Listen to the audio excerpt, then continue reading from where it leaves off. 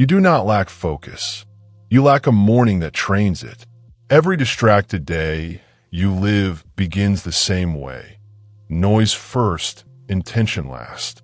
Successful people are not more motivated than you. They are more protected. They protect the first hour of the day with silence, structure, and deliberate action. This audiobook will show you how mornings are used as a training ground, not a warm-up. A system that hardens attention, eliminates mental chaos, and makes deep focus automatic. If you fix the morning, you fix the mind. Everything else follows. Chapter 1. Stop starting your day in reaction mode. You wake up, and before your feet touch the floor, your attention is already gone. A screen lights up. A notification arrives. A sound enters the room. You respond. That single moment decides the rest of your day. Reaction kills authority. That's the rule. When you start your day reacting, you train your mind to follow instead of lead. You don't guide your attention. You surrender it. You have a choice. Most people believe the day attacks them. It doesn't. They invite it in. They open their phone. They check messages. They absorb noise before they establish direction. That is not neutral behavior. That is training. And the mind learns fast. If the first action of the day is response, the brain adopts a posture of compliance. It waits for cues. It scans for demands. It looks outward instead of inward. That's the key. Authority over your day is not something you claim later. It is something you establish immediately. High performers understand this. They do not begin their day with information. They begin with order. This is not about motivation. It's not about discipline later. It's about structure now. You don't need their permission to delay input. You don't need approval to protect your attention. You don't need consensus to decide how your morning starts. You have a choice. Reaction feels harmless because it is common. But common behavior produces average results. Reaction creates urgency without importance, noise without direction, motion without progress. And once the mind enters that state, it resists focus for the rest of the day. This is why people feel scattered by noon. They didn't lose focus later. They gave it away early. It's not about willpower. It's about sequence. The brain obeys what comes first. If the first command is external, the brain stays externally governed. If the first command is internal, the brain stabilizes. That's the key. Look at how high performers start their mornings. No phone, no messages, no news, no voices. Not because those things are evil, but because timing matters. They delay input until internal order is established. That is the rule. Internal order first, external input second. This single rule changes everything. When you establish internal order, your mind knows where to stand. It has a frame. It has a direction. It has a center. Without that, every sound pulls you. Every request interrupts you. Every message feels urgent. Reaction kills authority. Authority comes from predecision. Successful people do not ask, "What should I respond to?" They ask, "What am I doing first?" That question alone separates leaders from reactors. You have a choice. Now, let's make this practical. Rule 1. No external input before internal alignment. That means no phone, no messages, no email, no news, no social feeds. Not forever, just not first. Rule 2. Establish a fixed opening action. The same action, every day. This could be silence, writing, stillness, movement without noise. The content matters less than the consistency. It's not about intensity, it's about discipline. Your brain learns through repetition, not intention. If you repeat reaction, you train distraction. If you repeat structure, you train focus. That's the key. Rule 3. Decide before you wake up. The morning is not the time to negotiate. Negotiation creates delay. Delay invites distraction. Your first action should be automatic. When something is automatic, it does not drain energy. It preserves it. This is system design. Systems remove choice so focus can remain. Most people waste their best mental energy deciding what to do. High performers remove the decision. They follow the system. You don't need their permission to do this differently. You don't need to explain yourself. You don't need to justify silence. Your attention is yours. You have a choice. Let's address resistance. Some people say they need to check messages just in case. That is fear disguised as responsibility. Some say they need stimulation to wake up. That is dependency, not necessity. Some say they will miss something important. What they miss is control. It's not about missing information. It's about protecting orientation. Orientation first. Information second. That's the key. Your mind cannot aim if it is constantly turning. Reaction keeps the mind turning. Structure holds it steady. When you start your day in reaction mode, you practice obedience. When you start in silence and structure, you practice command. And practice becomes identity. You don't become focused by trying harder later. You become focused by how you begin. This is not a personality trait. It is a trained response. Every morning is a vote for reaction, or a vote for authority. You have a choice. Here is the final system for this chapter. 1. Wake up without input. 2. Enter a pre-decided action. 3. Maintain silence until internal order is set. That's it. Simple. Not easy. Effective. You don't change your life in the morning. You change your posture toward it. And posture determines outcome. Reaction kills authority. Structure restores it. That's the key. In the next chapter, we will go deeper into the tool that makes this possible. Silence. Not as absence, but as conditioning. Because silence is not empty. It is where focus is trained. Chapter 2. Silence is not empty. It is conditioning. Silence is misunderstood. Most people treat silence as rest, as absence, as nothing. That belief weakens them. Silence is not rest. Silence is resistance training for the mind. That's the truth. When you remove noise, the mind does not relax. It reacts. It searches. It becomes uncomfortable. That discomfort is the work. Just as muscles strain under weight, attention strains under silence. And strain is how strength is built. A noisy morning creates a fragile mind. Repeat that. A noisy morning creates a fragile mind. Noise teaches the brain to rely on stimulation. Silence teaches the brain to generate stability. You have a choice. Most people avoid silence because it exposes weakness, restlessness, anxiety, impulse. They confuse discomfort with danger. It is not danger. It is adaptation. The mind that cannot sit in silence cannot sustain focus. It depends on input to stay awake. That dependency becomes fragility. That's the key. Silence forces the mind to stand on its own. No cues, no prompts, no distractions, just awareness. And awareness, when trained, becomes control. High performers understand this. They don't fill their mornings with sound to feel productive. They strip sound away to sharpen attention. This is not spiritual. It is neurological. Attention follows stimulation. Remove stimulation, and attention must stabilize internally. That is conditioning. A noisy morning creates a fragile mind. Let's make this practical. Rule 1. Silence must be intentional.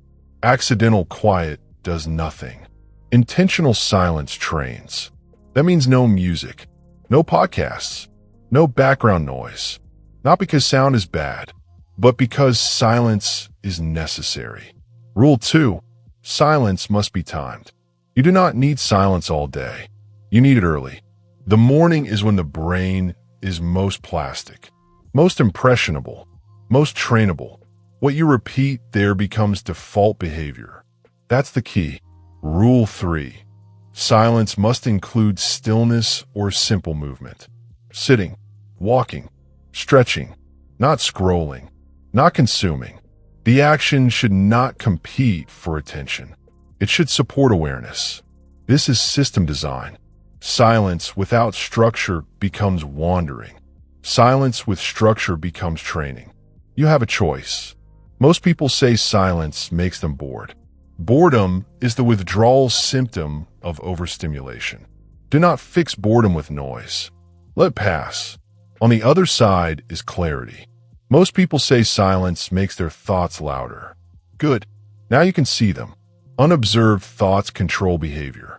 Observed thoughts lose power. That's the key. Silence reveals patterns. Patterns reveal habits. Habits determine outcomes. A noisy morning creates a fragile mind. Look at people who cannot focus. They cannot sit without checking something. They cannot work without background sound. They cannot think without input. That is not personality. That is conditioning. And conditioning can be changed.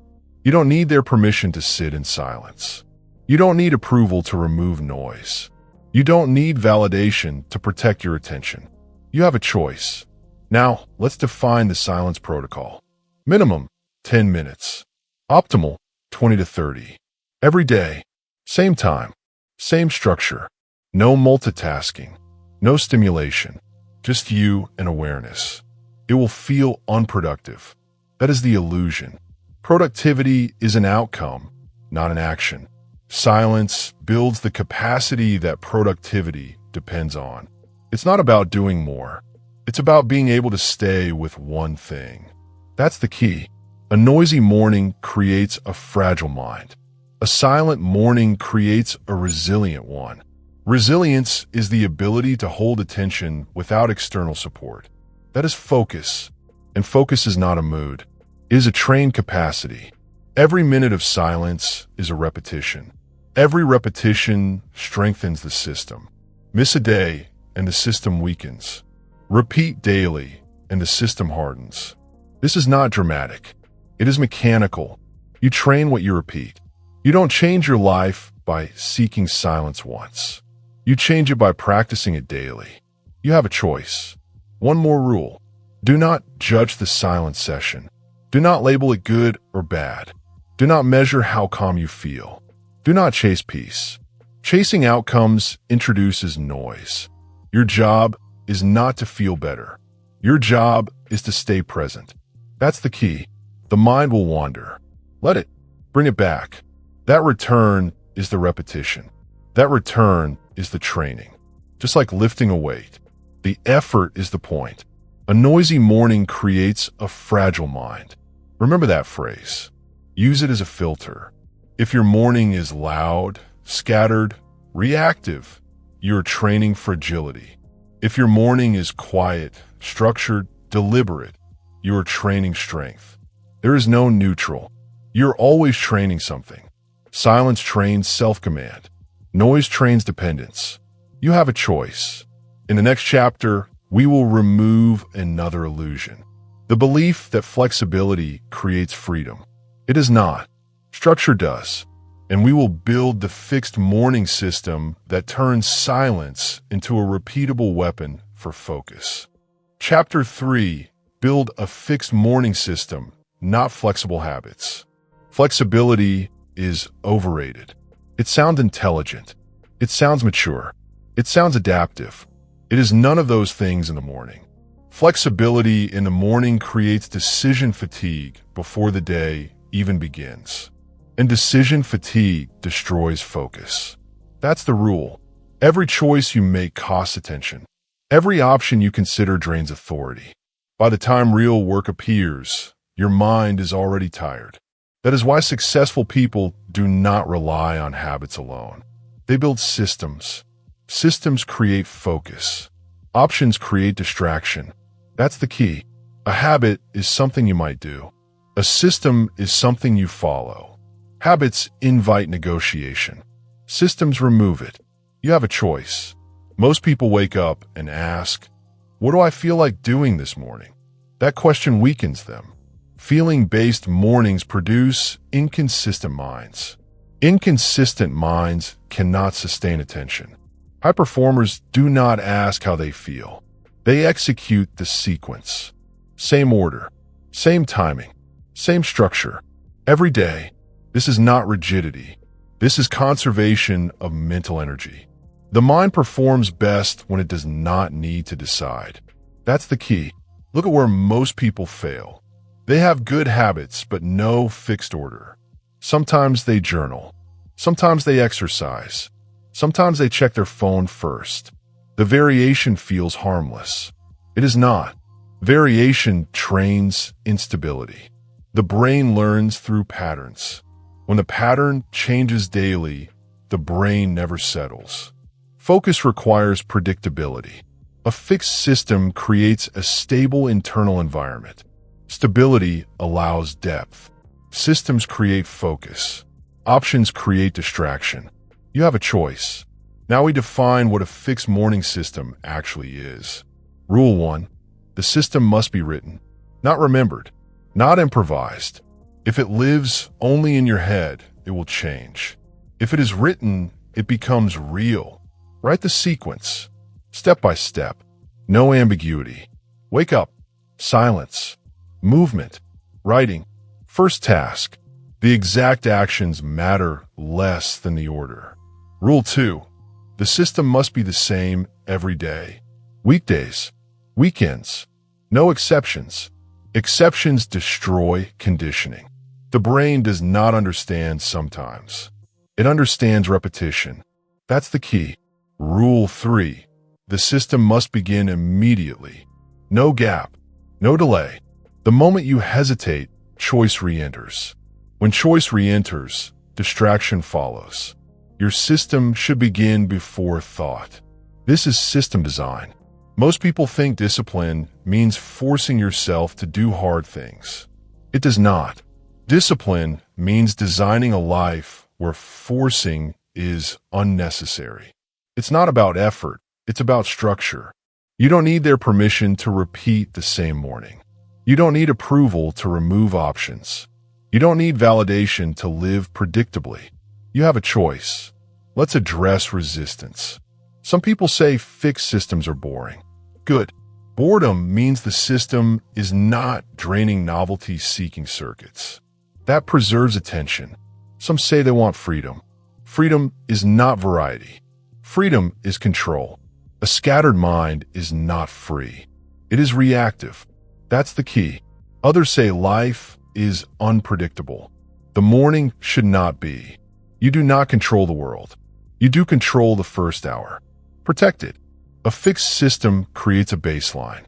When chaos arrives later, the baseline holds. Without it, chaos spreads. Systems create focus. Options create distraction. Let's make this concrete. Here is a simple fixed morning system example. Wake up. No phone. Silence for 10 minutes. Move the body for 10 minutes. Write for 5 minutes. Begin the first task. Same order. Same structure. You do not optimize this daily. You do not adjust it based on mood. You follow it. That's the key. The power is not in the activities. The power is in the repetition. Repetition removes friction. Friction wastes focus. After weeks, the system runs without resistance. At that point, focus becomes automatic. This is why successful people appear disciplined. They are not constantly deciding. They are executing systems built earlier. You have a choice. Most people try to change their lives by changing goals. That fails. You don't change your life. You change what you repeat. Repeat a scattered morning and distraction compounds. Repeat a structured morning and focus compounds. It's not about motivation, it's about discipline. It's not about inspiration, it's about design. That's the key. One more rule. Do not add complexity. A system that is too complex invites avoidance. Avoidance reintroduces choice. Simple systems survive stress. Complex ones collapse. Your morning system should feel almost boring to explain. That is a sign it will work. You're not building a performance. You're building a mechanism. Mechanisms do not care about mood. Systems create focus. Options create distraction. Remember that phrase. Use it as a filter. If you're choosing between options in the morning, you're already losing focus. Remove the options. Follow the system. You don't need their permission. You don't need to justify repetition. You don't need to prove anything. You have a choice. In the next chapter, we will narrow this further. We will focus on the first 60 minutes. Because if you win the first hour, you do not chase the day. You lead it. Chapter 4. Win the first hour or chase the day forever.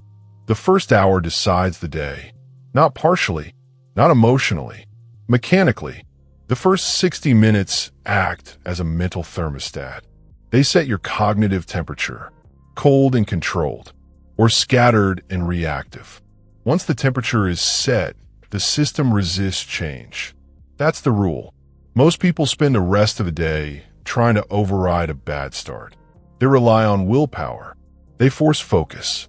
They fight resistance. That fight is unnecessary. If you win the first hour, you do not chase the day. You lead it. What you do first trains what you tolerate next. Repeat that. What you do first trains what you tolerate next. The brain is hierarchical. Early signals carry more weight than later ones. If the first signal is distraction, distraction becomes acceptable. If the first signal is focus, focus becomes normal. That's the key. This is why people say, the day got away from me. It didn't get away. It was handed over. The first hour was unprotected. You have a choice. Most people treat the first hour casually. They think it's a warm-up. They think the real work starts later. That belief keeps them average. High performers treat the first hour as training, not output. Training. Training for attention. Training for discipline. Training for control. Because once attention is trained, output follows. It's not about intensity, it's about discipline. The first hour is where discipline is easiest and most effective. The mind is fresh. The world is quieter. The demands are lower. If you waste that window, you pay for it all day. That's the rule. What you do first trains what you tolerate next. Let's talk about willpower. Willpower is a limited resource. Using it early is inefficient. Using it late is unreliable. The goal is not to need willpower at all. Focused action early eliminates the need for willpower later. That's the key. When you begin the day with structure, the mind stays aligned. When alignment is present, focus feels natural. When focus feels natural, effort decreases. This is not motivation. This is momentum. Momentum comes from sequence, not emotion. You have a choice. Most people wait until later to focus. They tell themselves, I'll get serious after I handle a few things. Those few things set the thermostat. Once set, changing it requires force. Force drains energy. Energy drains attention. This is why afternoons collapse. Not because the work is harder, but because the foundation was weak. What you do first trains what you tolerate next. Now we define the rule of the first hour. Rule 1. The first hour is sacred. No negotiation. No interruption. If you allow intrusion, you signal weakness. The mind remembers. Rule 2. The first hour contains only focus-building actions. Silence. Movement. Writing. One meaningful task. No administrative tasks. No consumption. No shallow work. Shallow work early trains shallow tolerance. That's the key. Rule 3. The first hour must end with progress. Not planning. Not organizing. Progress. One task advanced. One output created. One step completed. Progress creates authority. Authority reduces resistance. This is system design. Most people confuse busyness with progress. Busyness feels active but produces no leverage. Progress compounds. A single focused hour creates more momentum than 8 scattered ones. You don't need their permission to protect the first hour. You don't need approval to say no. You don't need validation to delay responses. You have a choice. Let's address common mistakes. Mistake 1. Filling the first hour with preparation. Endless planning. Endless organizing. Preparation without execution is avoidance. Preparation feels productive. It is not. Mistake 2. Checking just one thing. There is no such thing. One check becomes 10. 10 checks become a habit. Habits set tolerance. What you do first trains what you tolerate next. Mistake 3. Saving the hardest task for later. That is fear disguised as strategy. The hardest task early sharpens the mind. The hardest task late drains it. That's the key. High performers understand this intuitively. They do not start with email. They do not start with meetings. They do not start with requests. They start with creation, with thinking, with deliberate action. They invest the best hour in the highest leverage work. That investment pays all day.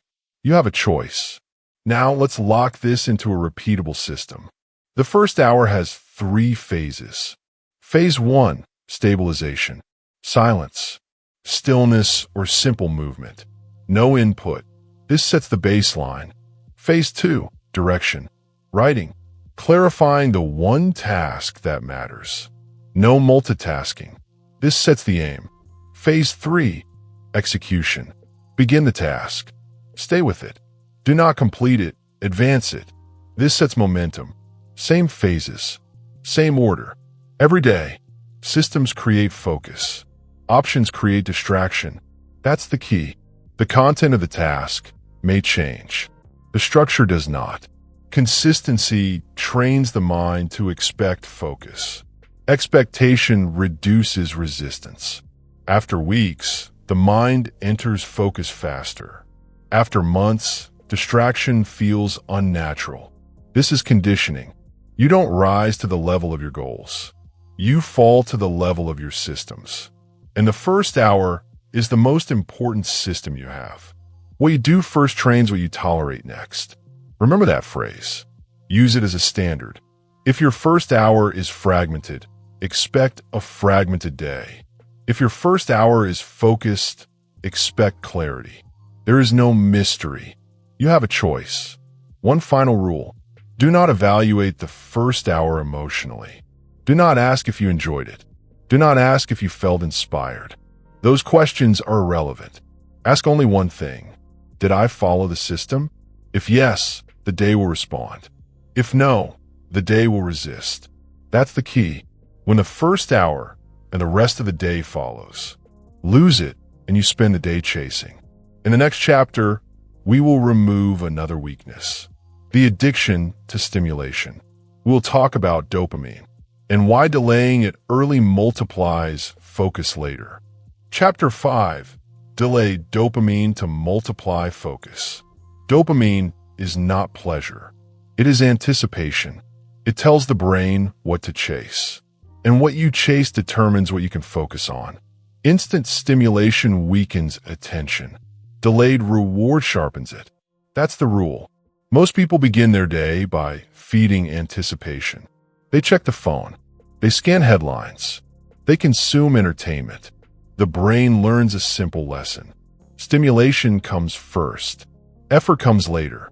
That sequence breaks focus. You have a choice. When dopamine arrives early, the brain expects it often.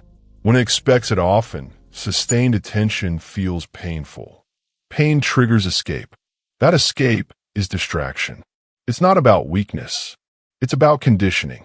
Delay dopamine and the brain adapts. It learns patience. It learns endurance. That's the key. Successful people do not remove pleasure from life. They reposition it. They withhold stimulation early to multiply clarity later. This is not denial. It is timing. Timing determines outcome. A noisy morning creates a fragile mind. An overstimulated morning creates a restless one. Let's be precise. Dopamine spikes from phones, news, and entertainment hijack the attention system. They teach the brain to seek novelty. Novelty competes with focus. Focus requires stability. Stability requires restraint. You have a choice. Most people believe stimulation helps them wake up. It does not. It agitates. Agitation feels like energy. It is not. Agitation scatters attention. Energy concentrates it. That's the key. High performers understand this difference. They wake the mind through order, not excitement. They create clarity through restraint, not indulgence. They delay dopamine. Now we turn this into a system. Rule 1.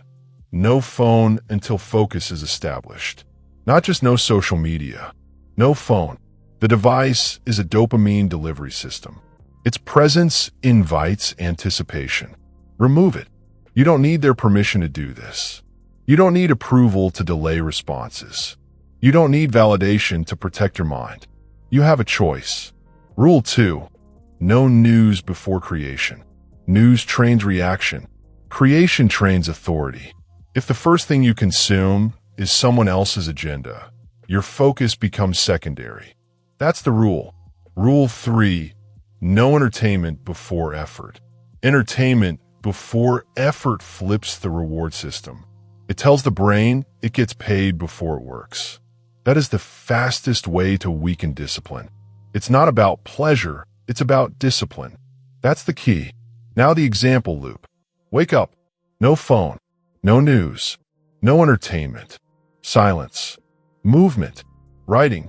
Then focused work. Only after focus is established do rewards appear. This sequence matters. The brain links effort to reward. That link builds endurance. Endurance sustains attention. You have a choice. Most people try to remove distraction later. They install blockers. They force limits. Those efforts fail because the conditioning happened early. Fix the morning, and the rest becomes easier. Delayed dopamine creates a calm, alert state. The mind stops scanning. It settles. When a mind settles, focus deepens. That's the key. Let's address common resistance. Some say they need music to concentrate. That may be true later, not early. Early silence builds the capacity that music later rides on. Some say they check messages for emergencies. Emergencies are rare. Loss of focus is constant. Protect against the constant. Some say this feels extreme. It is not. It is precise. Precision produces results. You have a choice. Now let's clarify a misunderstanding. This is not about removing joy. It is about sequencing joy. Pleasure after progress feels better. Pleasure before progress feels empty. The brain knows the difference. That's the key. When dopamine is delayed, effort becomes satisfying. The work itself becomes rewarding. This is how people enter deep focus without force. They do not chase stimulation. They let stimulation follow effort. A system replaces struggle. Systems create focus. Options create distraction. Delayed dopamine is a system. Now, to make it measurable, set a clear boundary. No stimulation until the first focus block is complete. Not until you feel ready. Until it is done. This removes negotiation. Negotiation drains energy. Energy supports attention. It's not about motivation, it's about discipline. You don't need to feel ready. You need to follow the rule. That's the key. What happens after weeks of this practice? The urge to check decreases. The mind becomes quieter. Focus arrives faster. Not because you are stronger, because the system trained you. You don't change your life. You change what you repeat. Repeat early stimulation and distraction compounds. Repeat delayed reward and clarity compounds. This is mechanical. One more rule. Do not replace digital stimulation with analog stimulation. No magazines. No random reading. No background noise. Stimulation is stimulation. The goal is restraint. Restraint trains patience. Patience sustains focus. A noisy morning creates a fragile mind. An overstimulated morning creates a restless one. Remember that. Use it as a filter. If your morning feeds anticipation, expect distraction. If your morning delays reward, expect clarity. You have a choice. Here is the final discipline. Delay dopamine until focus is established. Every morning, without exception, no phone, no news, no entertainment, only structure, only effort, only presence. This is not punishment. This is training, and training works. In the next chapter, we will anchor this focus into the body, because attention does not live only in the mind. It follows movement, and controlled movement locks focus in place. Chapter 6, move the body to lock the mind. The mind does not float freely. It lives in the body. When the body is stagnant, the mind drifts. When the body moves with intention, the mind settles. That is the rule. A stagnant body creates a restless mind. Repeat it. A stagnant body creates a restless mind. Most people misunderstand movement. They treat it as fitness, as appearance, as health maintenance. Those are secondary effects. Movement, used correctly, is a focus tool. That's the key. Mental drift is not only a thinking problem. It is a physical one. When the body remains still for too long, energy has nowhere to go. It turns inward. It fragments attention. This is why people feel restless when trying to focus. The body is idle. The mind compensates. High performers solve this early. They move before they think deeply, not to exhaust themselves, but to anchor attention. You have a choice. Most people either overdo movement or skip it entirely. Both weaken focus. Excessive intensity overstimulates. No movement at all creates stagnation. The goal is control movement. Movement that wakes the nervous system without agitating it. That's the key. Movement in silence anchors awareness into the body. No music, no podcasts, no external rhythm, just motion and breath. This trains the mind to stay present while the body is active. Presence under motion is focus. A stagnant body creates a restless mind. Let's clarify something. This is not exercise for performance. It is movement for regulation. Regulation stabilizes attention. Stability allows depth. If you move to distract yourself, you fail. If you move to avoid thought, you fail. Movement is not escape. It is alignment. You have a choice. Now we turn this into rules. Rule 1, movement happens early. Before deep thinking, before focused work, movement prepares the system. If you wait until later, the mind is already drifted. Rule 2, movement stays simple.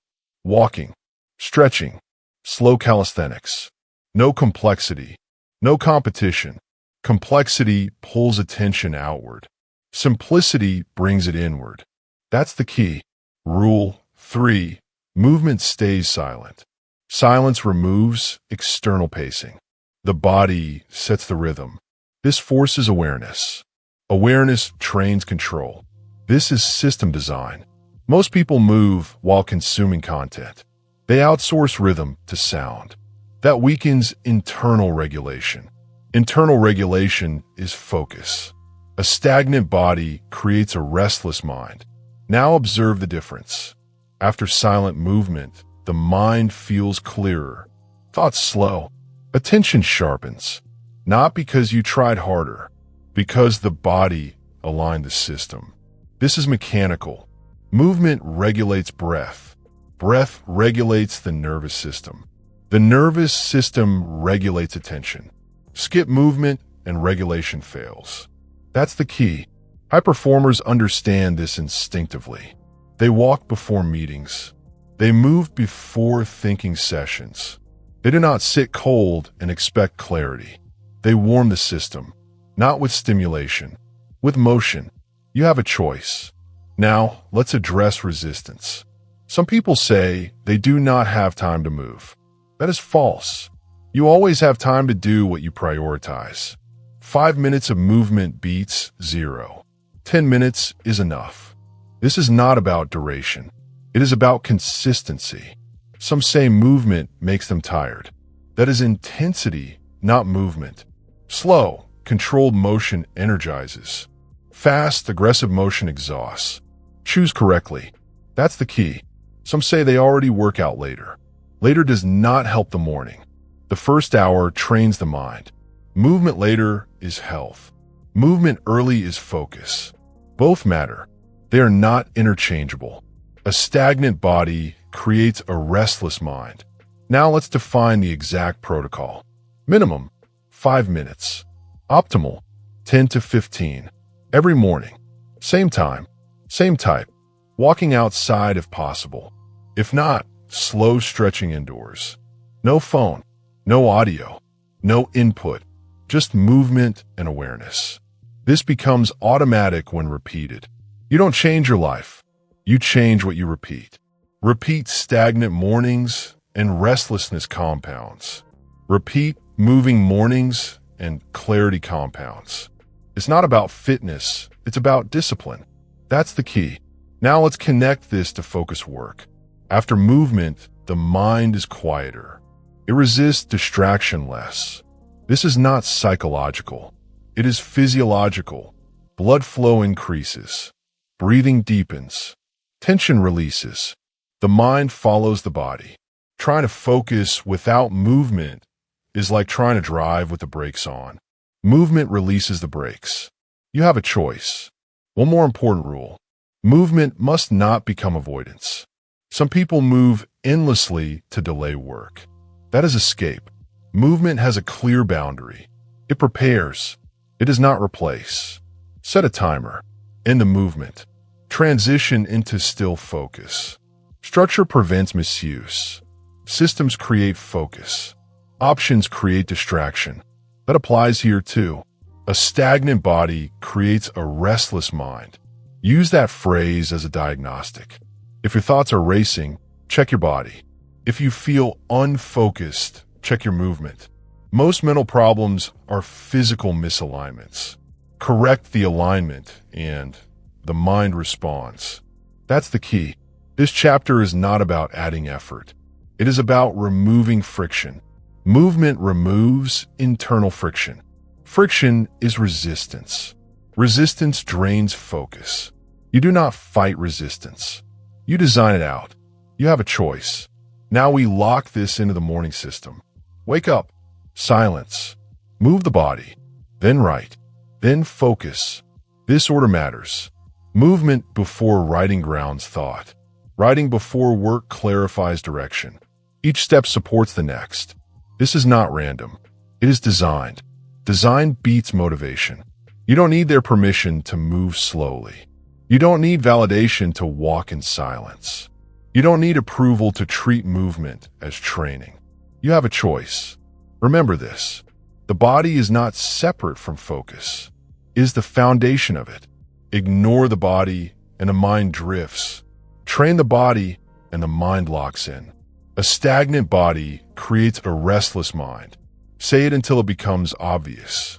In the next chapter, we will reduce focus even further. Not by adding more tasks, but by removing all but one. Because nothing trains attention like committing to a single task fully. And multitasking destroys everything this system builds. Chapter 7. One clear task trains mental dominance. Multitasking is the enemy of focus, especially in the morning. The mind is not designed to divide itself. Every split weakens attention. Every distraction compounds. One task done deeply beats 10 tasks touched shallowly. Repeat that. One task done deeply beats 10 tasks touched shallowly. Most people start the day chasing many things. Emails, messages, ideas, notifications. They believe movement equals progress. It does not. Fragmented attention trains mediocrity. Shallow execution becomes the default. The brain learns to tolerate distraction. That is the rule. You have a choice. High performers do the opposite. They pick one meaningful task. They commit fully. They execute without interruption. That single decision shapes the entire day. It sets a standard. It signals to the mind. Focus is mandatory. One task done deeply beats 10 tasks touched shallowly. This is not theory. It is mechanical. The first action of the day programs tolerance. The first task trains the brain. The pattern repeats automatically. If the first task is shallow, the rest of the day is scattered. If the first task is deep, the rest of the day follows its lead. That's the key. Now we define the method. Rule 1. Select one task. It must matter. Not busy work. Not minor corrections. Meaningful work only. Rule 2. Protect it. No phone. No notifications. No interruptions. Treat the task as non-negotiable. Rule 3. Complete one full cycle. Focus until the task is advanced significantly, not completed perfectly. Progress matters more than perfection. This trains mental dominance. Dominance over thought. Dominance over distraction. Dominance over the default urge to scatter. One task done deeply beats 10 tasks touched shallowly. Now we address resistance. Some say, I can't pick only one thing. That is avoidance. Choice paralysis disguised as necessity. Some say, I have to check a few small items first. Those small items fragment attention. They train shallow tolerance. Some say, I will multitask to save time. Time saved is an illusion. Focus lost is real. You have a choice. High performers know clarity is more valuable than speed. One task fully executed produces leverage. 10 tasks touched superficially produce noise. That's the key. Multitasking reduces cognitive capacity. It divides willpower. It trains the brain to respond instead of lead. One task done deeply beats 10 tasks touched shallowly. Let's add a system. Step 1. Define the single morning task the night before. Step 2. Begin immediately after movement or writing. Step 3. Protect the time rigorously. Step 4. Advance the task fully before checking messages or inputs. This order is non-negotiable. Repetition is essential. Daily execution compounds mental dominance. After weeks, the mind learns automatic control. Focus becomes the default. You don't need permission to isolate one task. You don't need validation to delay secondary work. You don't need approval to prioritize depth over breadth. You have a choice. Now understand why this matters. The first hour is the foundation. The body is aligned. The mind is trained. Movement has anchored attention. Now one clear task cements authority. Fragmented mornings undo all previous work. Focused execution strengthens it. One task done deeply beats 10 tasks touched shallowly. Repeat it. Believe it. Apply it. This is system design. Discipline is embedded in structure, not in motivation, not in willpower. Your morning is the laboratory. The first task is the experiment. Every repetition increases skill. Every lapse teaches fragility. You have a choice. Commit to one meaningful task. Advance it fully. Observe the difference. Authority over attention is not given. It is claimed. Daily. Repeatedly.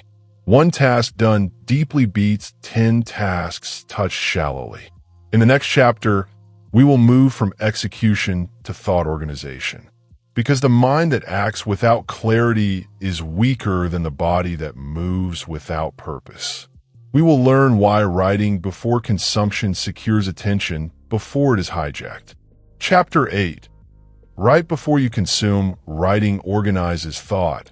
Consuming scatters it. This chapter explains how journaling or planning before input creates mental authority. Real-world example. Leaders clarify direction before absorbing other people's priorities. Chapter 8. Right before you consume. Thought is not naturally organized. It flows, fragments, and drifts. Left unchecked, It reacts to the loudest input. Writing organizes thought. Consuming scatters it. That is the rule. You have a choice. Most people wake up and immediately consume. Emails, news, social feeds. They believe they are catching up. They are surrendering control. Every message read before clarity is established trains the brain to respond, to react, to prioritize someone else's agenda over your own. That is the key. High performers do the opposite. They write first. They plan. They journal. Writing before consumption secures attention. It creates internal authority. It determines direction. The mind then absorbs input from a position of power. Not chaos. Not reactivity. Authority.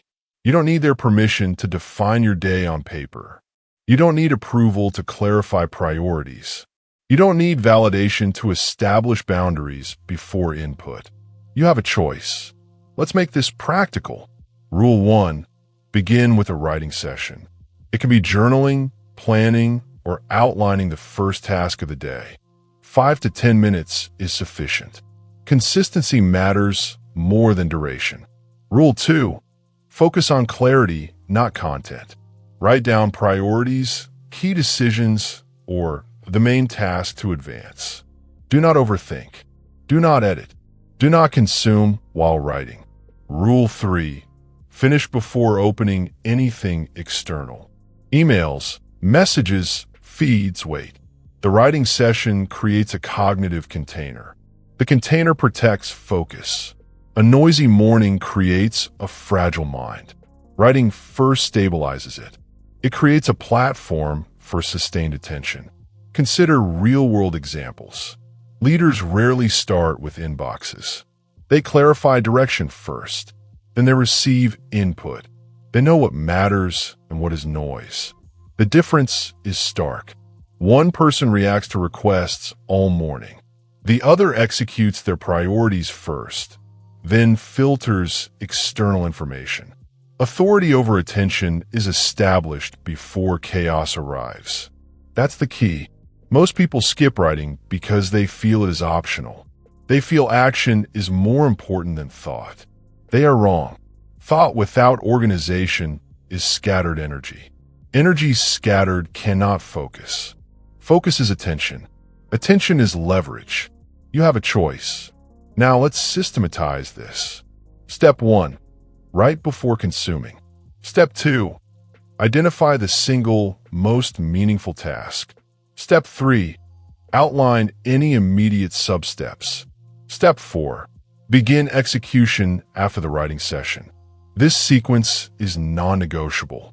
Repetition reinforces authority. Do it daily, and the mind learns pattern. The brain begins to respect the container. Focus becomes automatic. You don't change your life by reacting. You change what you repeat. Repeat writing first, and attention is claimed. Repeat consumption first, and attention is lost. That is the rule. You have a choice. Common objections. I need to check messages for emergencies. Rare emergencies are not constant. Constant exposure trains reaction. Priority is not urgency. It is authority. I don't have time to write. 5 minutes is enough. Consistency compounds more than duration. I can't think clearly in the morning. That is precisely why writing first is required. The act organizes thought. Clarity follows structure. That is the key. After weeks, the pattern becomes automatic. The mind organizes itself before external input. Distraction is resisted. Focus is preserved. Systems create focus. Options create distraction. Writing first is a system. Leaders do not wait to feel ready. They execute the system. They claim authority. You don't need permission. You don't need validation. You don't need consensus. You have a choice. Finally, link this to the previous chapter. After movement anchors the mind, after one meaningful task begins, writing secures the framework. Movement stabilizes. Action executes. Writing clarifies. The sequence protects attention. It builds mental dominance. It prepares the brain to consume input without being hijacked. In the next chapter, we will protect the exit of a morning. We will ensure that focus, once established, carries forward. Because discipline ends with momentum, not just the start. Chapter 9. Guard the exit of your morning. The morning is not over when the clock strikes a certain hour. It is over when attention is lost. How you end your morning determines whether focus carries forward or collapses. That is the rule. End with intention or drift into distraction. Repeat it. End with intention or drift into distraction. Most people assume momentum will maintain itself. It will not. Momentum must be protected. The first hour builds it. Movement anchors it. Writing clarifies it. One meaningful task begins it. But without a controlled transition, it dissipates. A single phone check, a shallow conversation, or unstructured input can undo everything. That is the cost of negligence. You have a choice. High performers guard this exit. They do not allow the transition from morning to mid-morning to be casual. They design it deliberately. They treat it as part of the system. The morning is a machine. Every component matters. The exit is the final safeguard. End with intention or drift into distraction. Let's define the method. Rule 1. Set a clear boundary for when structured morning ends. It is a fixed signal. It is a deliberate action. It cannot be vague. Rule 2. Transition with a ritual. This could be a short review of progress, a physical reset, a pause to prepare for the next block of work. Ritual signals completion. It closes the morning loop. It protects momentum. Rule 3. Delay external stimulation until after the ritual. No emails. No social media. No urgent messages. The system is still active until the ritual is complete. This is system design. Every step trains the brain. Every step protects authority. Most people ignore this. They finish their first task, stretch, and instantly consume input. The mind relaxes too soon. Distraction floods in. That is the difference between average and elite focus. End with intention or drift into distraction. Repetition is the teacher. Repeat protective exits daily. The mind internalizes sequence. Focus becomes persistent. You have a choice. Now consider examples. Leaders review what they achieved in the morning. They mark progress. They adjust for the next block. Then they engage external input. Average performers check messages and respond immediately. Momentum leaks. The rest of the day becomes reactive. That is the key. Your mind cannot maintain authority on autopilot. Transition rituals enforce discipline without effort. A simple ritual might include reviewing the morning's task and noting completion, listing the next high-priority task to carry forward, standing, stretching, or walking briefly to reset posture. These steps are small. They are repeatable. They are protective. End with intention or drift into distraction. Some resist because it feels unnecessary. The mind underestimates loss. Small leaks compound. By noon, the effect is irreversible. This is not optional. It is structural. It is mechanical. Systems create focus. Options create distraction. Now apply the principle to digital inputs. Do not check devices until after the ritual. Do not open email until the transition is complete. Do not respond to notifications without deliberate intent. You are defending attention. Your attention is the most valuable resource. Protect it. End with intention or drift into distraction. Finally, connect this to the full morning system. Movement stabilizes. Writing clarifies. One task trains dominance. Silence strengthens. Now, the exit ensures that the work compounds. Without it, the morning dissipates. With it, momentum carries forward. You have a choice. Ritualized exits are not complex. They are consistent. They are repeatable. They are non-negotiable. Treat the end of the morning as seriously as the beginning. Discipline is preserved in the transition. Momentum is maintained in the ritual. End with intention or drift into distraction. In the next chapter, we will take the final step. We will make focus a daily identity, not a mood, not an occasional effort, a permanent, unshakable system. Chapter 10. Make focus a daily identity, not a mood. Focus is not something you feel. It is not a spark of motivation. It is not a fleeting mood. Focus is a skill, a system, a habit. It is trained. It is repeated. It is embodied. That is the rule. You have a choice. Most people treat focus like an occasional tool. They wait to feel concentrated. They chase motivation. They blame circumstances. That is weakness. High performers do the opposite. They treat focus as identity. They say, I'm someone who trains focus daily. Not on occasion. Not when convenient. Every day. Repetition cements identity. Identity cements behavior. Behavior produces results. The morning routine is central to this. It is the proof of self-command. It is non-negotiable. It is unavoidable. You do it, or you train mediocrity. You follow it daily, and focus becomes a default state.